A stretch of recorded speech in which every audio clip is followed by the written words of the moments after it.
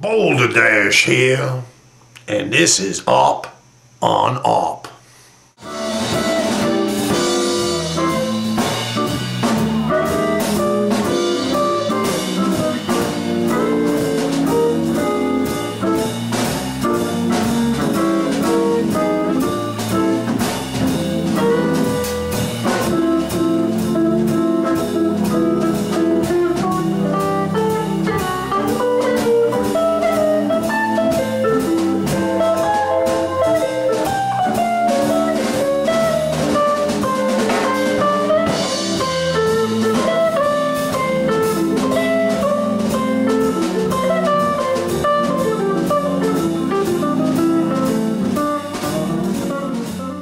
Boulder Dash here with a special pirate edition of Up on Up.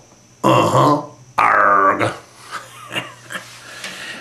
Anyway, who are the real pirates? Is it A? Could it be B? How's about C? Take a look at D. Well, my apologies to Greenpeace, who are on this issue like flies on a furry dog. The Greenpeace website shows the systemic causes to what the corporate media has dubbed the Somali Pirates. According to Greenpeace, after the 2004 tsunami, massive drums of toxic and radioactive waste washed up from the Indian Ocean onto 15 beaches in Somalia. Well, villagers who attempted to open the containers were killed, burned, and contaminated by the waste. Now, Greenpeace says we don't know yet if these drums came from France, the UK, the US, or elsewhere. But they represent the hidden cost of nuclear power dumped into the sea, a cost paid by the marine environment and the public.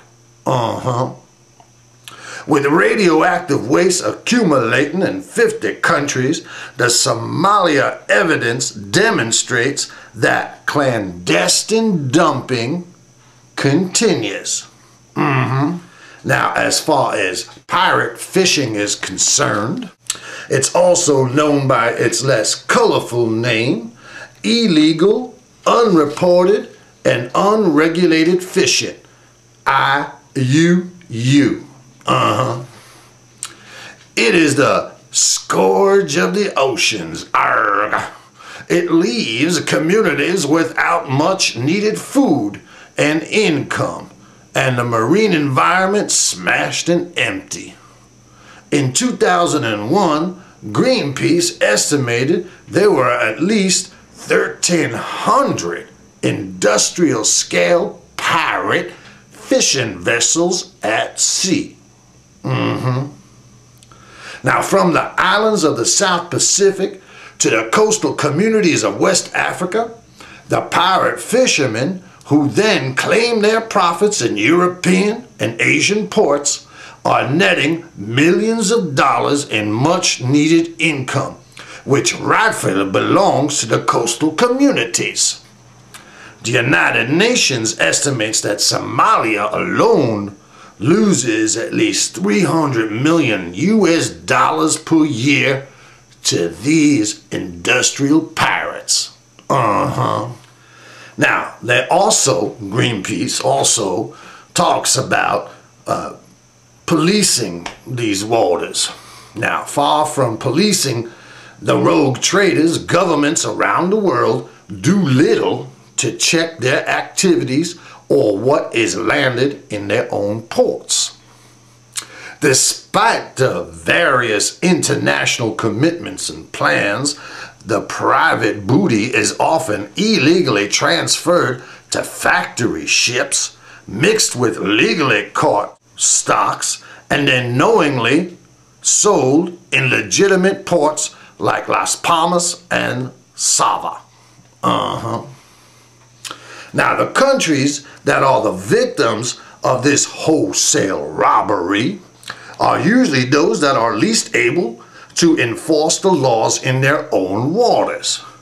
But the owners and operators are not impossible to track down.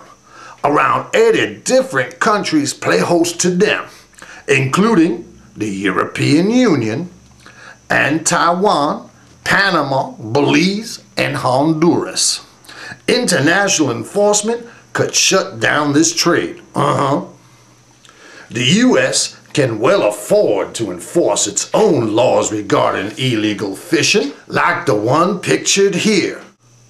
Now, Somalis use a volunteer Coast Guard because neither the international community nor the United Nations has stepped in to help Somalia secure their coastal waters from the global Eastern, Western, and European corporations who see Africa as their own landfill. Now, according to the website notmytribe.com, elsewhere in the world, when national fisheries are threatened by lawless fishing, privateers, now get this, privateers can capture illegal fishing ships and earn bounties of approximately $1 million per ship. That's right, $1 million per ship. What a coincidence that that's the figure we're given about the ransom demands by the Somali so-called pirates. Now, setting aside, of course, the opportunistic actions by the Somali renegade entrepreneurs to prey upon any international vessel on the pretext that none are licensed in Somali waters, since even the temporary U.S.-backed government there is unlicensed. Here's the reason Western ships can't just blow them out of the water. All I'm saying is that there is more to this story than the corporate media let you believe. So, who are the real pirates? What's your opinion? I'd really like to know. Arg.